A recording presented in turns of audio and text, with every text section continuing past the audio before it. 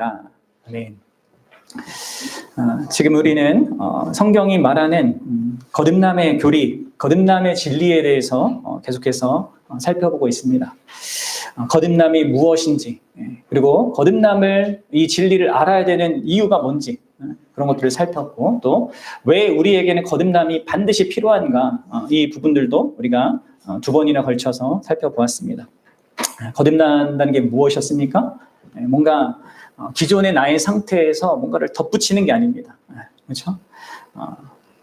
나는 가만히 있고 거기다가 기독교란 종교 하나를 이렇게 갖다 붙이는 이것이 아니라 나의 존재의 그 중심이 바뀌는 거죠.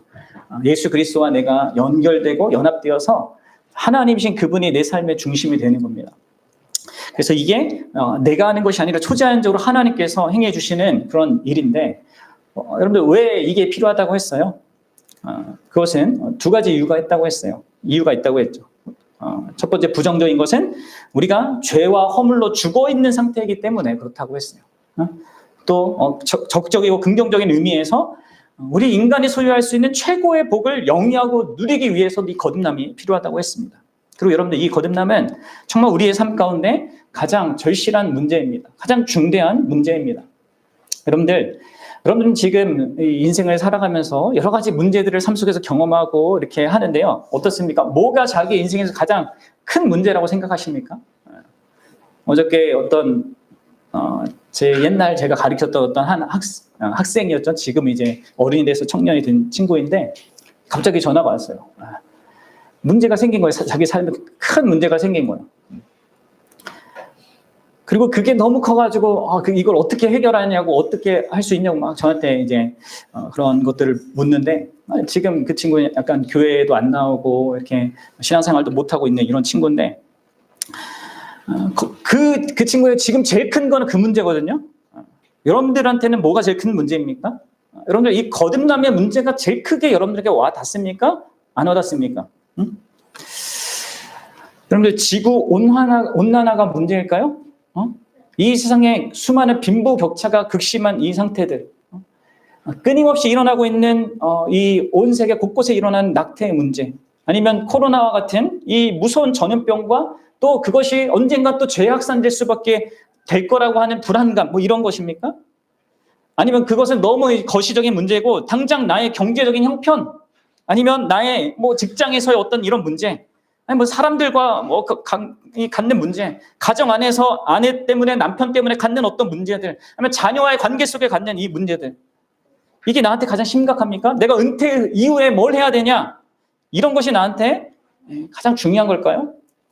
여러분들 이런 것들이 중요합니다. 중요하긴 하지만 가장 중요한 건 아니에요. 왜요? 여러분들 앞에서 제가 말씀한 이런 문제들은요, 다 이 땅을 사는 약 80년간의 인생 동안에 어떻게 행복할 것인가를 다루는 문제인 것입니다. 그래서 여러분들 이것은 절대적인 것이 아니에요. 그것보다는 이 인생뿐만 아니라 이 인생을 마감하고, 우리가 뭐 80년 산다고 해서 사는 것도 아니고, 어떻게든 마감하고 난 이후에도 있게 될 그 영원한 세계, 그 영구하고 영원한 그 세계가 이 땅에서부터 아니라 그것까지 다 포괄해서 그 모든 궁극적인 참된 인간의 행복이 다 여기에 달려있단 말이에요. 이 거듭남에 달려있단 말이에요. 그래서 여러분들 이것을요, 진짜 별것 아닌 것으로 생각하고 가벼운 것으로 생각하고 뭐 언젠가는 되겠지 뭐 이렇게 생각하면 안 됩니다. 될 대로 되라는 식으로 제쳐두고 당장 나한테 급한 것만 하느라고 이렇게 정신없으면요, 그 사람은 진짜 사단에게 크게 속는 겁니다. 그러면 그렇다고 해서 다른 모든 것을 다 내팽개치고 막 이것만 막 몰두해야 된다는 이런 말은 아니에요. 모든 것을 하는 것 가운데 여러분들이 가장 중요하게 생각해야 될 부분입니다. 여러분들이 만약 시한부 선언을 받았다고 생각해 보십시오. 얼마 못 산다 이런 선언을 받았다고 생각해요. 여러분들은 그걸 선언 받으면 어떻게 합니까? 무엇을 하더라도 그냥 아무것도 안 한다. 그럼 그 사람은 좀 문제가 있는 사람이면 사과나무라도 심어야 될 거 아니에요. 심더라도 그걸 염두에 두고 나서 두는 것 속에서 해야 되는 것 아니겠습니까? 마찬가지로 이 거듭남이라는 이 문제도 자신 안에서 확실한 답을 갖기까지 여러분들 진짜 씨름하셔야 되고 답을 가지셔야 되고 또 그것을 가진 사람은 그걸 또 항상 염두에 두고 살아가게 돼 있어요. 그리고 그게 자기 삶의 모든 관점과 태도를 바꾸거든요. 그렇게 해야 됩니다. 그래서 여러분들이 거듭남에 대해서 분명히 성경이 말하는 대로 알아야 되고 또 왜 필요한지를 알아야 되고요. 그리고 이제 오늘부터 우리가 다루게 될 이 거듭남의 그러한 방법, 어떻게 우리가 거듭날 수 있는가에 대해서도 여러분들이 다 귀를 기울이고 거기에 대해서 여러분들이 인격적인 반응을 하셔야 됩니다. 여러분들 과연 이 거듭남 어떻게 거듭날 수 있는가? 이 부분을요, 여러분들 생각해 보셨습니까? 어때요? 오늘 저는요, 이 거듭남을 어떻게 거듭날 수 있는가를요, 크게 두 부분으로 좀 나눠서 오늘 설교를 할 거예요. 먼저는 우리가 결코 거듭날 수 없는 어떤 방법들이 있거든요. 그걸 먼저 설명하고 그 다음에 거듭날 수 있는 그 방법이 무엇인지를 살펴보겠습니다. 자, 오늘 본문을 우리가 읽었는데 이 본문 앞에 이 거듭남에 대해서 중생에 대해서 이미 말씀하신 요한이 이렇게 기록한 그 내용이 있어요. 우리 요한복음 1장 12절과 13절로 한번 가보도록 하겠습니다. 요한복음 1장 12절과 13절. 그럼 이렇게 생각하는 사람들, 이런 방식으로 될 거라고 생각하는 사람들은 절대 거듭나지 못한다는 걸 아셔야 돼요. 이게 지금 이 요한이 이렇게 기록하고 있는 겁니다. 시작. 영접하는 자, 곧 그 이름을 믿는 자들에게는 하나님의 자녀가 되는 권세를 주셨으니 이는 혈통으로나 육정으로나 사람의 뜻으로 나지 아니하고 오직 하나님께로부터 난 자들이니라. 네. 지금 여러분들 12절에서는 거듭남의 결과를 먼저 묘사하는 것입니다. 거듭났기 때문에 믿을 수 있고 믿어서 하나님 자녀가 되는 거거든요. 그러니까 거듭남의 결과를 묘사하고 13절에는 그것의 원인이 뭐냐 이걸 얘기하는 거예요. 자, 먼저 사도 요한은 거듭남의 원인이 아닌 것을 말하고 있죠. 몇 가지입니까? 세 가지예요. 뭐예요? 혈통으로나 육정으로나 사람의 뜻으로는 결코 거듭날 수 없다라고 얘기합니다. 먼저 여러분들 거듭남은 혈통으로 가능한 것이 아닙니다. 거듭남은 인간의 육체적인 출생이나 가족의 혈통을 따라서 자동적으로 주어지는 것이 아니라는 거예요. 우리의 부모가 거듭난 그리스도인이라고 해서 또 내가 기독교 가정에서 성장한다고 해서 자동적으로 거듭날 수 있는 것이 아니란 말이에요. 물론 여러분들 한 사람이 기독교인이 부모인 그 가정에서 태어나는 것은 엄청 큰 은혜입니다. 이들은 거듭난 부모의 그런 진심 어린 그런 사랑과 섬김 속에서 어린 나이 때부터 하나님의 은혜를 알 수 있는 기회를 얻게 돼요. 그래서 어렸을 때부터 그 타락한 본성에 대한 어떤 자각을 가질 수도 있고 또 예수님에 대한 이런 지식도 갖고 어떤 마음도 갖게 되는 그러는 것 가운데 이런 구원과 이런 복음의 은혜를 사모하게 되는 이런 것들을 어렸을 때부터 가질 수 있게 된단 말이에요. 그로 인해서 경솔함과 죄로 인해 허비될 수 있는 그 세월이 적고 그로 인해서 지난 시절의 악함에 대한 그러한 자신의 그런 모든 실패에 대한 쓰라린 기억에 대한 슬픔도 상대적으로 적게 신앙생활할 수 있어요. 하지만 거듭나는 것은요, 그렇게 아무리 좋은 환경적인 조건이 있어도 그것으로 안 돼요.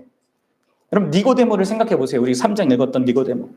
그 사람은요, 어떤 의미에서 거듭남을 위하여서 가장 좋은 환경적인 조건을 갖고 있다고 할 수도 있는 자예요. 유대인이잖아요. 하나님의 말씀도 가까이 있잖아요. 갖고 있잖아요. 존경받는 율법의 선지자였고 사회적인 지위도 있었습니다. 그러나 여러분들 그런 모든 조건들이 니고데모에게 거듭남에 대해서 전혀 영향을 미치지 못했단 말이에요. 마찬가지입니다. 우리가 아무리 그리스도인의 그런 가정에 부모가 있는 가정에 태어난다 하더라도 우리 각 사람은요 개인적으로 개별적으로요 하나님으로부터 반드시 거듭나야 하는 것입니다. 두 번째로 여러분들 거듭남은요 육정으로도 불가능합니다. 이 말은 여기서 육정은 인간의 의지와 결심과 노력을 의미하는 거예요.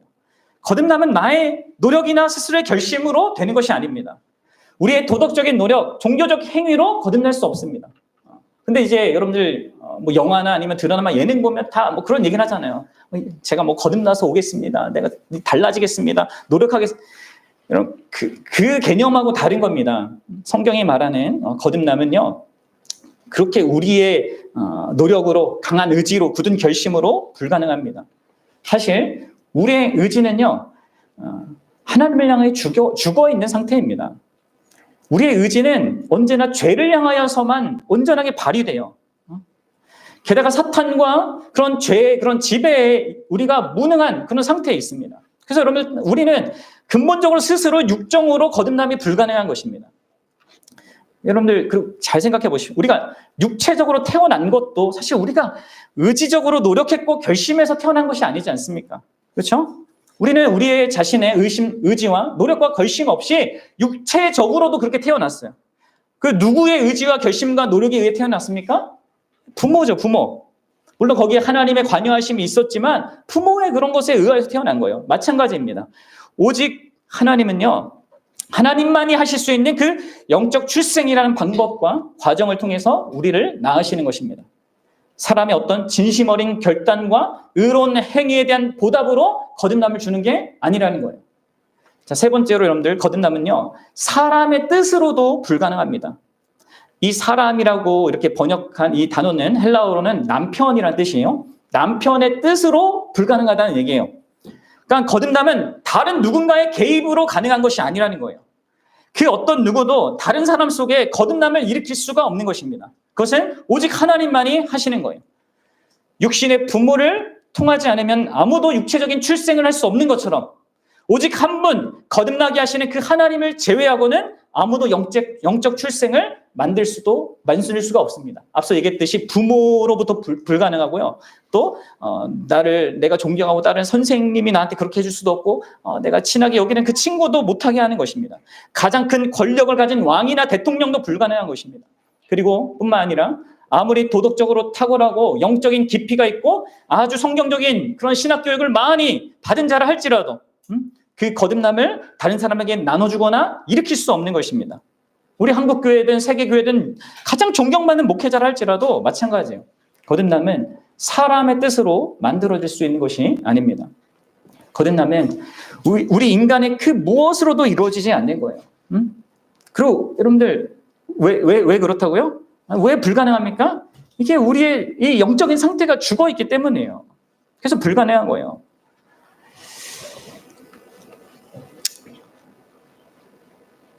자, 그러면 여러분들 이 영적으로 죽은 사람, 그 사람은요, 그래서 아무리 덕지덕지 기독교적인 활동을 자기한테 가져다 붙여도요, 그것은 자기를 거듭나게 하지 못합니다.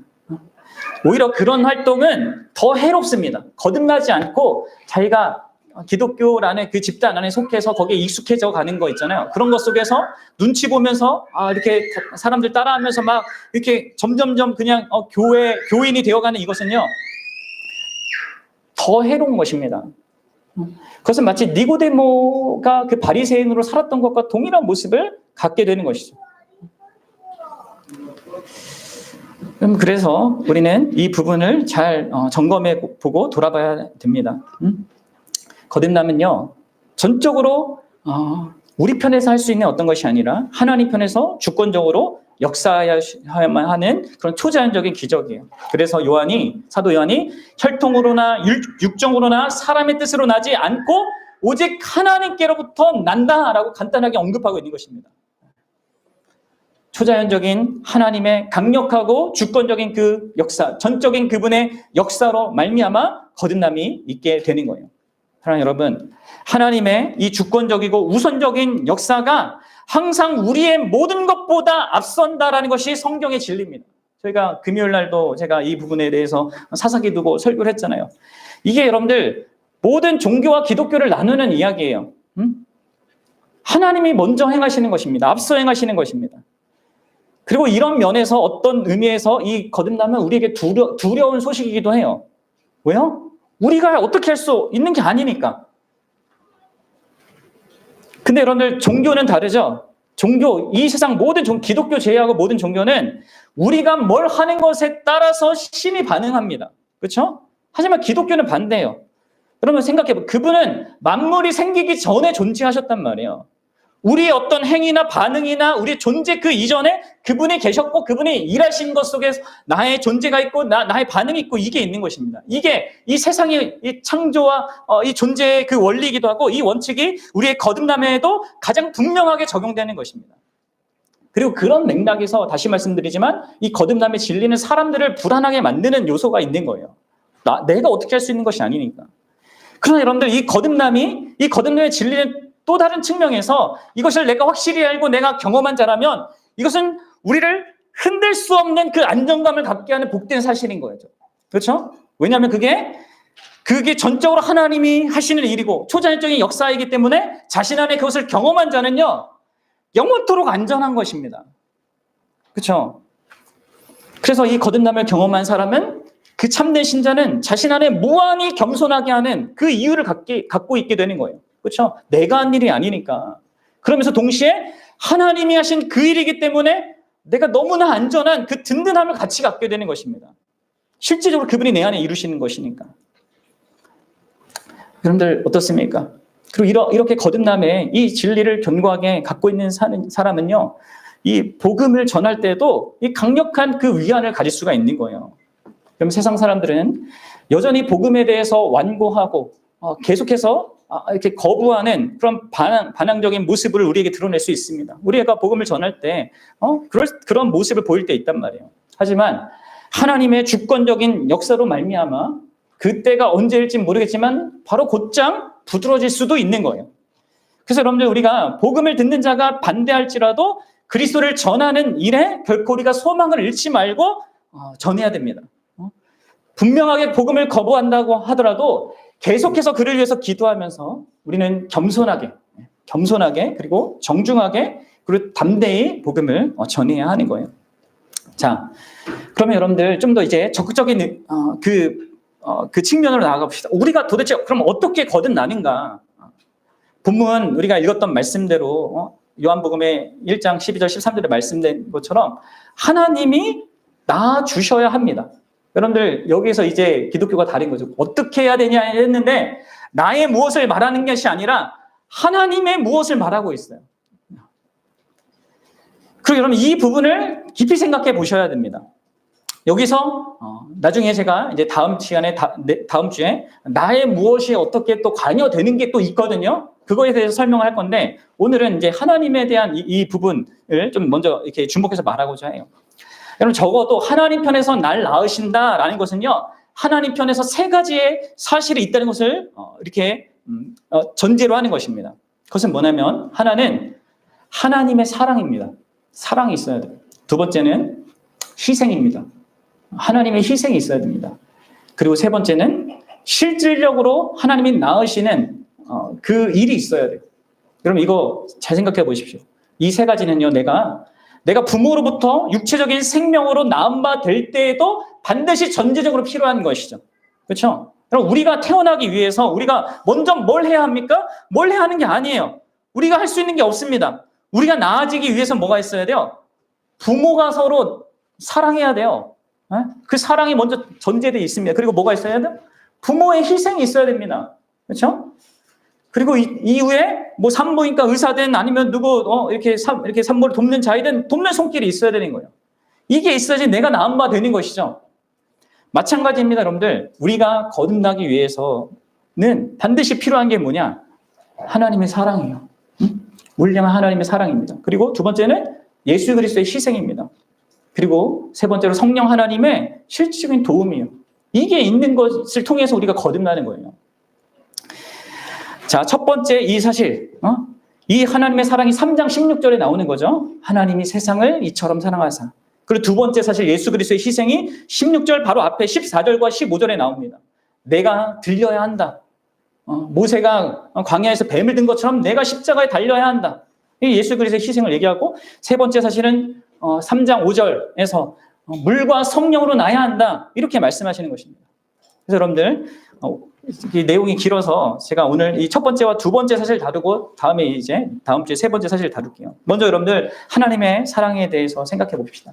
요한복음 3장 16절 하나님이 세상을 이처럼 사랑하사. 여러분들 거듭남이 어떻게 되는가, 어떻게 거듭나는가의 근원이 바로 여기 있는 거예요. 어떻게 거듭나요? 하나님의 사랑 때문에 거듭나는 것입니다. 이 말씀을 이제 사도 바울도 이렇게 또 달리 표현하는데, 우리 디도서 3장 4절과 5절도 한번 보도록 하겠습니다. 디도서 3장 4절과 5절입니다. 네. 앞에 안 나오나요? 스크린? 네. 디도서 3장 4절 5절 한번 들어보세요. 네. 우리 구주 하나님의 자비와 사람 사랑하심이 나타날 때 우리를 구원하시되 우리가 행한 바 의로운 행위로 말미암지 아니하고 오직 그의 긍휼하심을 따라 중생의 씻음과 성령의 새롭게 하심으로 하셨나니. 5절에서 중생의 씻음, 이게 거듭남에 대해서 얘기하는 거예요. 성령의 새롭게 하심, 이게 거듭남인데 이게 그 기반이 뭐가 있다고? 4절에 하나님의 자비와 사람 사랑하심이 나타난 것 속에서 있게 됐다는 것이죠.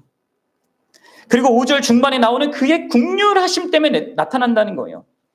사랑하는 여러분, 만약 당신이 지금 거듭난 자라면, 그래서 영적인 죽음에서 깨어나 보는 눈과 듣는 귀가 살아나고 예수 그리스도를 궁극적인 만족을 주는 그런 분으로 깨닫는 그런 마음이 여러분들이 생겼다면, 그래서 그분을 신뢰하게 되고 믿게 되고 그분이 여러분 삶의 중심이 되었다면 그것은요, 하나님 사랑 때문인 거예요. 그럼 바울은 지금 하나님의 이 사랑을 말하면서 자비와 긍휼에 대해서 말하고 있죠. 그것은 왜 그렇습니까? 하나님의 사랑을 말하면서 자비에 대해서도 말하고 긍휼에 대해서 얘기해요. 왜냐하면 이 사랑은 바로 우리의 무엇을 근거한 것이 아니기 때문에 그렇습니다. 하나님이 우리를 사랑하시는 것은 우리가 사랑받을 만해서 사랑하는 것이 아닙니다. 그래서 자비라는 말로, 긍휼이라는 이 말로 이 사랑을 설명하고 있는 거예요. 그럼 자비는 영어로 이제 kindness, 이 친절함이라고 할 수 있는데, 친절함으로 번역하는 게 좋은데, 이 친절함은 사랑으로 이 사랑의 대상에게 채워져야 되는 그 필요를 충족시키는 행위를 얘기하는 거예요. 이 친절함을 얘기하는 거란 말이에요.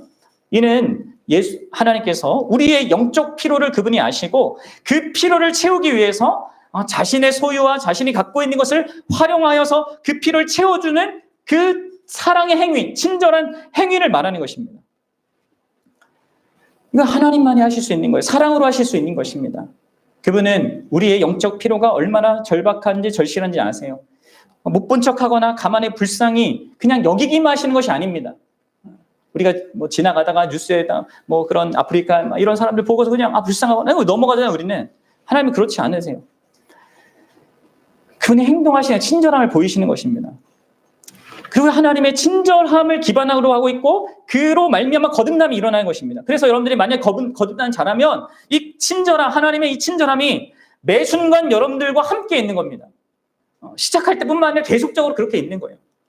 그리고 여기에 여러분들 긍휼하심은 영어로 mercy인데, 이 하나님의 이 자비란 심판받아 마땅한 자들이 심판을 받지 않게 되고 오히려 그 은혜와 그 복을 받는 것을 의미하죠. 그렇습니다, 여러분들. 우리는 사실 거듭날 자격이 없는 자들이에요.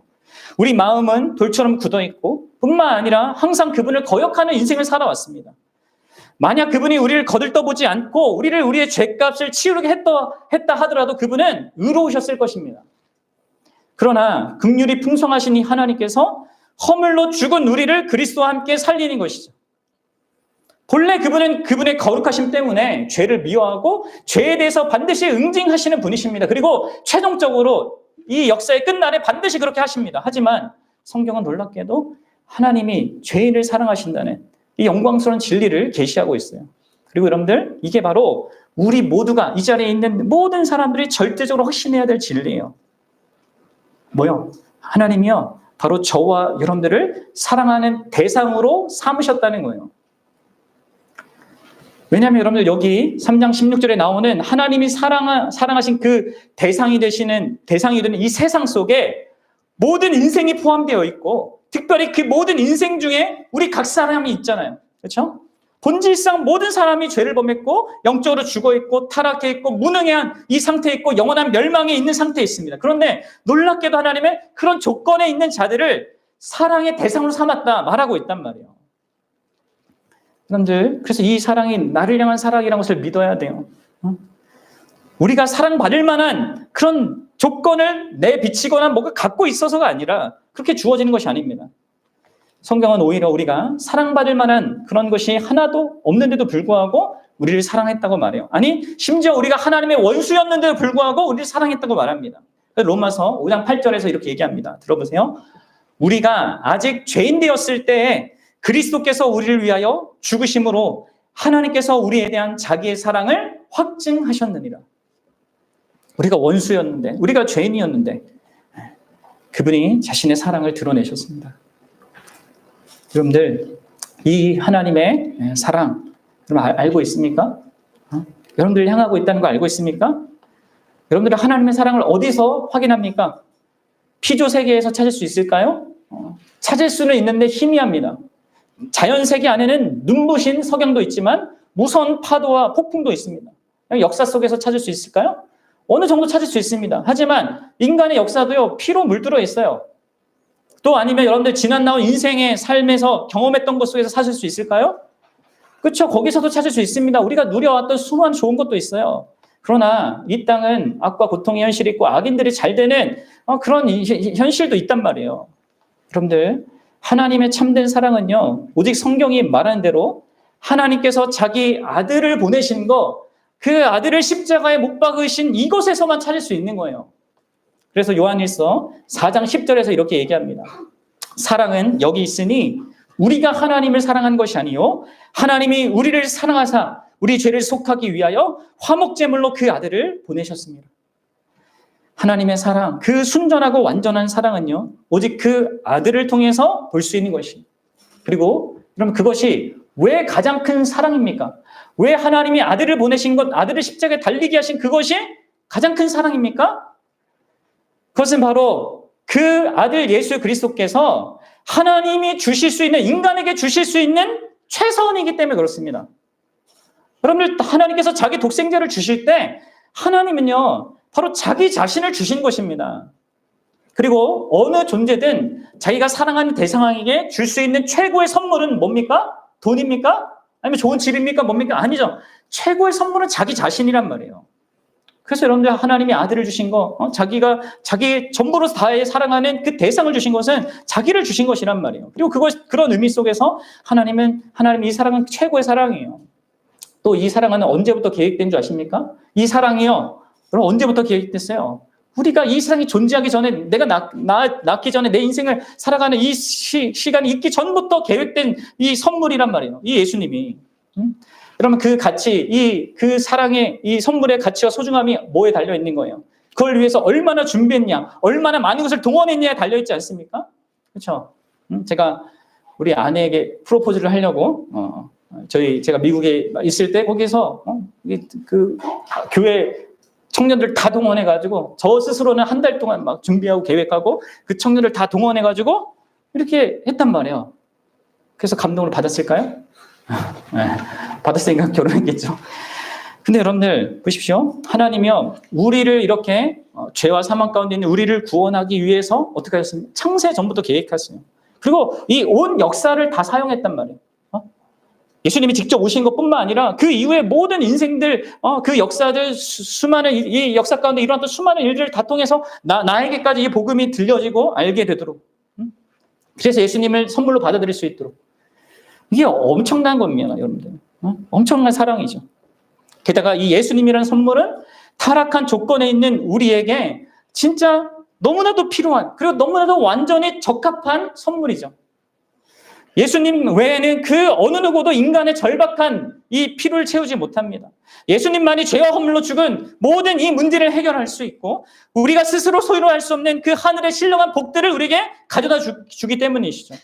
바로 그 이유 때문에 그분이 오셨고, 그것을 위해서 십자가에서 자기 자신을 죽음에 내어준 거 아니겠습니까? 그래서 여러분들, 하나님의 사랑이 이 예수님의 성육신과 그 모든 삶과 특별히 갈보리의 그 십자가에서 가장 찬란하고 확실하게 드러나는 것입니다.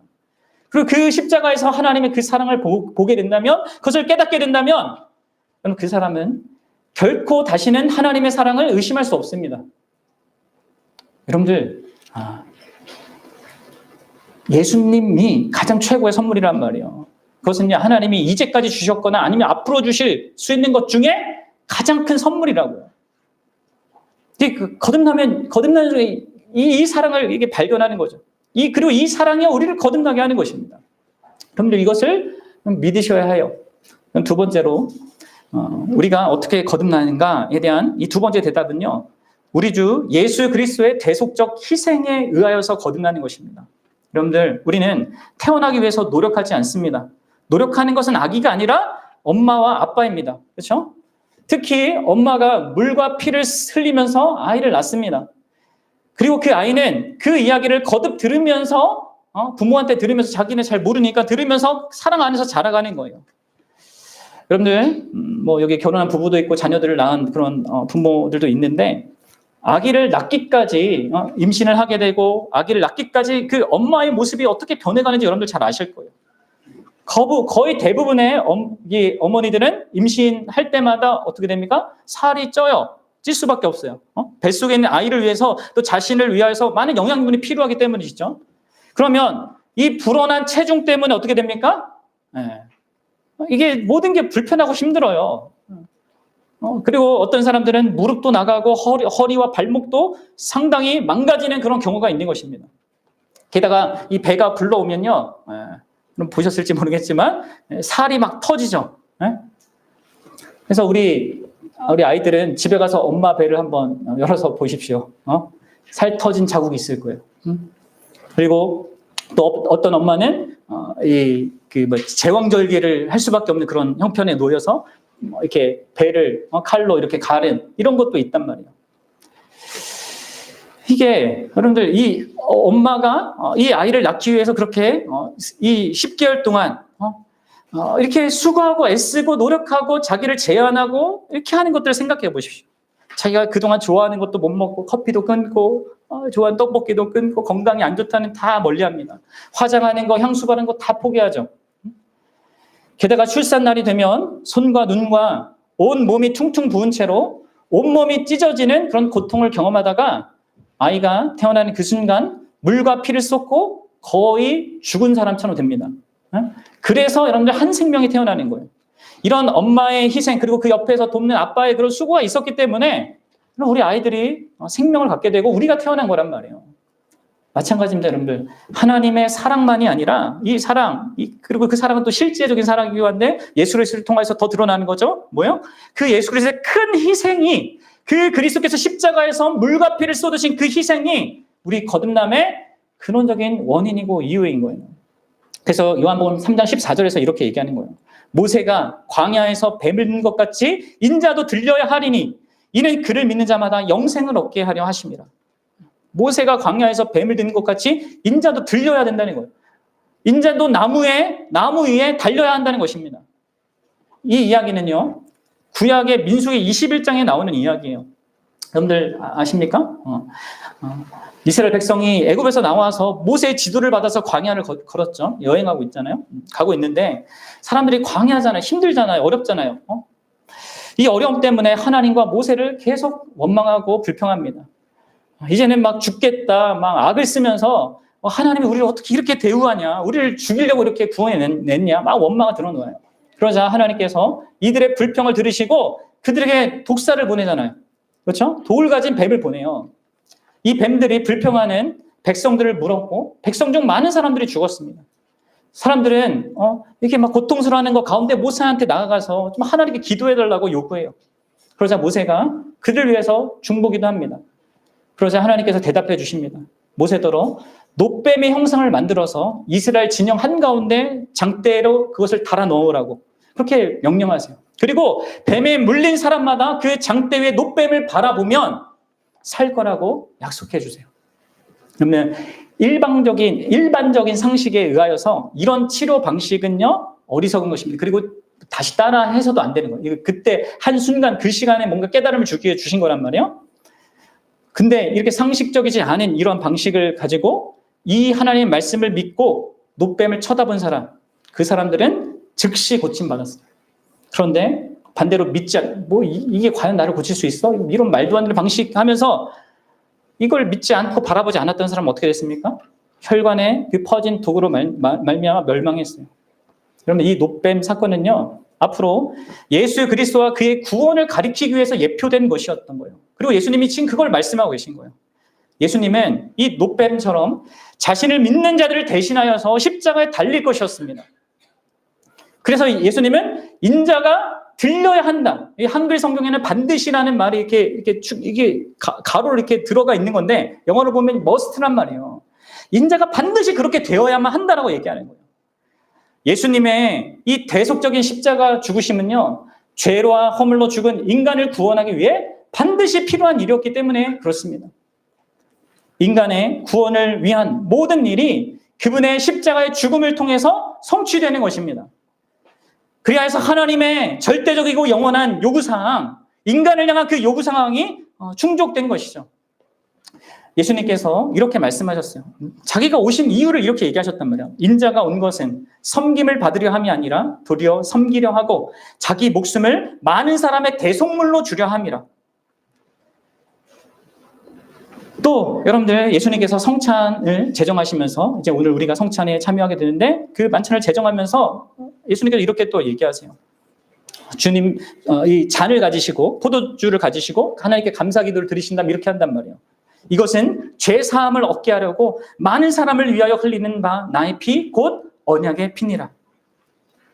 여러분들, 예수님의 이 십자가 죽으심과 그 흘리신 피로 말미암아 하나님과 우리 사이에 너무나도 놀라운 그리고 영원한 그 은혜 언약이 체결됩니다. 죄 없고 흠 없고 죄를 전혀 범하지 않으신 그 하나님의 아들이 자원에서 십자가를 달리심으로 그렇게 되는 거예요. 거룩하신 하나님이 그리스도를 우리 모두의 죄악을 지고 가도록 하신 것입니다. 그래서 여러분들, 우리는 이 바울의 말씀을 이해하게 되는 거예요. 갈라디아서 3장 13절에 보면 이렇게 얘기합니다.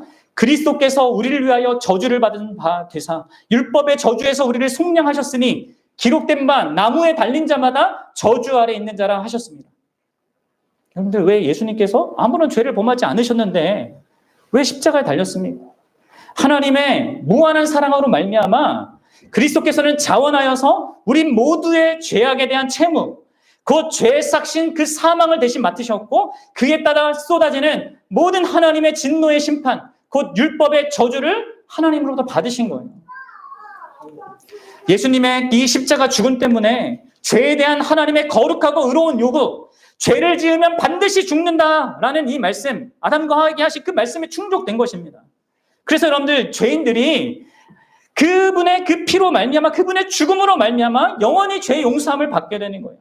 왜요? 죄값이 지불되었기 때문입니다. 내가 회개했기 때문에 용서받는 것이 아니라 죄값이 지불되었기 때문에 하나님이 공의롭게 의롭게 용서하는 거예요. 그래서 내가 회개할 수 있고 그래서 내가 용서받을 수 있는 것입니다. 더불어서 여러분들, 예수님의 이 십자가 희생은 다만 우리의 죄값을 치르는 그런 의미만 있지 않습니다. 예수님의 이 십자가 희생은 하나님의 모든 요구를 가장 완전한 의미로 이루신 것입니다. 하나님을 생명 다해 사랑하고 힘을 다해 사랑하고 뜻을 다해 사랑하라, 이 말씀, 내 이웃을 내 몸처럼 사랑하는 이 말씀, 이 율법의 핵심적인 이 말씀을 그 십자가의 죽음으로 그 예수 그리스도께서 자기를 희생함으로 말미암아 완벽하게 완전한 수준에서 그것을 이루신 거예요. 그리고 이 순종도요, 우리를 대신하신 거란 말이에요. 그래서 자격 없는 우리가 예수 그리스도의 희생으로 말미암아 죄 용서함만 받는 것이 아니라 의로운 자라고 여겨지기까지도 하는 것입니다. 그래서 로마서 5장 18절에 이런 말씀이 있는 거예요. 잘 들어보세요. 그런즉 한 범죄로 많은 사람이 정죄에 이른 것 같이, 누구예요? 아담이 죄를 져서 많은 사람이 정죄받았잖아요. 근데 어떻게 됩니까? 한 의로운 행위로 말미암아 많은 사람이 의롭다 하심을 받게 된다. 누구예요? 예수님으로 말미암아 많은 사람들이 의롭게 되는 겁니다. 그러면 예수님께서 이 땅에 오셔서 이 의로운 삶을 사는 것을 여러분들 너무 쉽게 생각하면 안 됩니다. 예수님이니까 잘할 수 있었겠지. 예수님이니까 그 모든 걸 잘 감당할 수 있었겠지. 여러분들 잘 생각해 보세요. 담배를 안 피는 사람이요, 담배 연기 나는 그 현장에 가면 그것이 너무 고통스럽습니다. 근데 여러분들, 거룩하시고 죄 없는 그런 존재가 죄가 가득하고 악과 고통이 가득한 이 세상에서 아주 의로운 삶을 산다는 것은요, 그게 그냥 단순히 쉬운 게 아니에요. 여러분, 예수님은 시험 당함으로 공생애를 시작하셨고요, 죽으시는 그 순간까지 계속 끊임없는 사탄의 공격과 사람들의 그런 모든 악과 고통에 시달리면서 그렇게 감당하셔야 했습니다. 우리보다 더 강력한 그런 시험들을 계속 겪으면서 얘기하셨단 말이에요. 그렇게 함으로 말미암아 이루신 거예요. 그래서 예수님은 이 모든 구원의 일을 진실로 자신이 이 십자가에서 완전히 성취하셨음을 선언합니다. 요한복음 19장 30절에 이렇게 얘기해요. 예수께서 신포도주를 받으신 후에 이르시되 다 이루었다 하시고 머리를 숙이니 영혼이 떠나가시니라. 다 이루었다.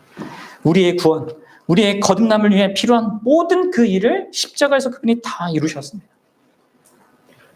예수님은 마치 세상 죄를 지고 가는 어린 양으로서 가죽과 그 살과 그 내장, 그것이 다 분해된 채 피 범벅의 모습을 하고 있는 그런 어린 양이 제사 드릴 때 그렇게 되잖아요. 그러한 모습으로 십자가에 달려서 물과 피를 다 쏟으셨습니다. 그리고 바로 그런 이유 때문에, 그런 희생 때문에 여러분들 우리가 거듭날 수 있는 겁니다. 결론을 맺겠습니다. 여러분들 우리가 어떻게 거듭날 수 있습니까? 우리가 가진 어떤 좋은 조건도 우리를 거듭나게 못해요. 우리 편에서 우리 스스로 거듭나게 할 수도 없고 우리 밖에서 누군가가 나를 거듭나게 할 수도 없습니다. 우리가 죄와 허물로 죽은 자이기 때문에 그렇고 우리 밖에 있는 모든 자들도 그렇기 때문에 그렇습니다. 따라서 거듭나는 일은 전적으로 하나님 편에서의 주권적인 은혜의 역사이고 은혜로서만 가능한 역사입니다. 근데 이 하나님 편에서 이 주권적이고 은혜로운 역사가 어떤 식으로 주어진다고요? 그 기반이요. 그 기반이 성부 하나님의 사랑인 거예요. 자비와 긍휼을 담은 그 사랑, 자격 없는 자의 그 진정한 필요를 채우고자 하는 그분 자신으로부터 이 나오는 그 선의의 사랑, 그리하여 해서 우리에게 최고의 선물을 주시는 그 하나님의 그 무궁한 그 사랑, 그것 때문에 자격 없는 우리가 거듭남을 갖게 되고 경험할 수 있게 되고 소망할 수 있고요. 더불어서 그 아버지의 마음을 그대로 갖고 소유하고 그로 말미암아 자기 자신을 희생하신 그 예수 그리스도의 대속적인 희생이 우리를 거듭나게 하는 것입니다. 그 역사적이고 객관적인 그 십자가 희생이 우리가 용서받고 용납받으며 의로워지며 그분의 자녀가 되고 그 모든 복들을 누리게 하는 모든 그 기반이 되고 근거가 되는 거예요. 여러분들 그러면 이 모든 이 객관적인 하나님 편에서 하신 그 모든 일들이 실제적으로 오늘 현실을 살아가는 나에겐 나의 것이 되게 하려면 어떤 일이 있어야 될까요? 이것을 제가 이제 다음 주에 말씀드리겠지만 사실 답은 아주 간단해요. 어떻게 해야 되는지 아십니까? 예수 그리스도께서 하나님의 그 사랑의 마음을 갖고 이 땅에 오셔서 죄와 허물로 죽은 우리를 위해서 필요한 모든 일을 다 이루셨기 때문에 우리가 할 일은 단 하나도 없어요. 그리고 우리가 할 일이 있다면 사실 이걸 일이라고 할 수는 없는 거죠. 일이 아니라 우리의 반응이 있다면 뭐냐면 그것은 예수 그리스도께서 다 이루신 그 일을 의지하는 겁니다. 그것을 믿는 겁니다. 여러분들이 할 일은 이겁니다. 믿음으로 오늘 들려진 이 복음의 말씀을 받아들이는 것입니다. 그리스도를 자신의 구주로 받아들이고 그분을 자신의 삶의 주인이자 주님으로 고백하는 것입니다. 그러면 여러분들은 거듭남에 참여할 수 있어요. 여러분 거듭나는 우리의 애씀이나 기도나 눈물이나 감동을 느끼는 거나 선행을 베푸는 거나 어떤 선한 결심이나 종교적 행위로 이루어지는 것이 아닙니다. 단지 예수님이 십자가에서 이루신 그 일을 거기서 드러난 하나님의 그 사랑을 어린아이처럼 받아들이고 그것을 믿고 확신을 가지고 예수님을 자신의 개인의 구주와 주님으로 영접함으로 되는 거예요. 세상의 모든 종교는 너희가 구원받으려면 거듭나려면 이렇게 행하라, 이렇게 하라, 이렇게 말합니다. 그러나 기독교는요, 하나님 편에서 하나님이 먼저 나를 사랑했고 아들을 통해서 내가 다 이루었다 이렇게 말씀하시는 거예요. 그러니 나를 믿으라 이렇게 요구하는 거예요. 그래서 여러분 종교는 인간의 공로를 높이고 인간의 노력을 의존하고 인간의 수고를 통해서만 존재합니다. 하지만 하나님의 구원 그리고 기독교 신앙생활은 우리 편에서의 그 어떤 노력이나 이 조건을 제시하는 이런 것과 상관이 없어요. 오직 십자가에서 모든 것을 이루신 그 예수 그리스도를 믿는 믿음만이 조건이라면 조건인 거예요. 우리가 할 일은 없고 다만 그 모든 것을 이루신 예수 그리스도를 믿으면 됩니다. 사랑하는 여러분, 아이를 낳고 거의 죽어가던 엄마가 언제 부활하는 줄 아십니까? 거의 죽어가기 전에 언제 부활해요? 바로 방금 태어난 그 아기의 그 생명을 자기 눈으로 보고 품에 안을 댑니다. 그 생명을 보면 엄마가 살아나요. 나를 힘들게 했고 거의 나를 죽음에 이르게 했던 그 생명을 보고 웃는단 말이에요. 그럼 마찬가지입니다. 하나님이 언제 기뻐하실까요? 예수님이 십자가에서 물과 피를 쏟아 낳으신 우리가 주님 앞에 나아갈 때, 믿음으로 그분 앞에 나아갈 때 그분이 기뻐하고 웃으시는 것입니다. 사랑하는 여러분, 여러분 각자를 향한 이 하나님의 사랑과 그리스도의 큰 희생을 믿으십시오. 그리고 그 품에 들어가십시오. 그 품에 안기십시오. 그러면 여러분들 악과 고통이 가득한 이 세상에서, 문제 많은 이 세상에서 여러분들 내가 거듭난 하나님의 자녀가 된다면 그 어떤 형편에 있어서도 여러분들은 전혀 다른 삶의 태도와 방식으로 여러분들이 현재를 보고 여러분들 현재 문제들을 직면하게 될 것입니다. 결코 흔들리지 않는 든든함과 담대함으로, 그리고 기쁨과 소망 가운데 여러분들 인생이 전적으로 달라지게 될 거예요. 바라기는 저와 여러분들에게 이러한 거듭남의 은혜가 있기를 간절히 축원합니다.